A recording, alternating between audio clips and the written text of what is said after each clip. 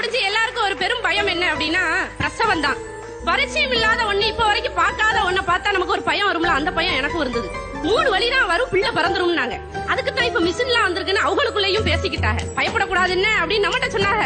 சொல்லுது ஆளு கையெல்லாம் நடுங்குது, கண்ணெல்லாம் கலங்குது, நல்லா வலிக்குதுன்னு கத்திக்கிட்டு இருக்கேன். இப்பதான் லேசா வலி வருது அப்படின்னு வேற சொன்னாங்க.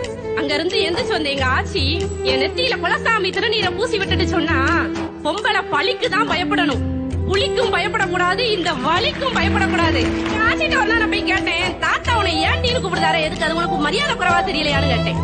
அம்மி அரசிட்டு இருந்தவ குலவிய நிறுத்திட்டு சொன்னா, இந்த மரியாதை கிரியாதெல்லாம் எனக்கு ஒண்ணும் தெரியாது, ஆனா உங்க தாத்தா என்ன தவிர வேற யாரையும் ஏன்டின்னு கூப்பிட மாட்டாரு தெரியுமா. படிச்சு முடிச்சதுக்கு அப்புறம் வேலைக்கு போகணும், வெளியூர் போகணும் அப்படின்னா சொந்தக்காரங்க எல்லாம் சேர்ந்து என்ன செய்வாங்க அப்படின்னா, பட்டணம் போன உள்ள கெட்டு போயிரும் எதிக முனையில நமக்கு எதிர்ப்பு தெரிவிப்பாங்க.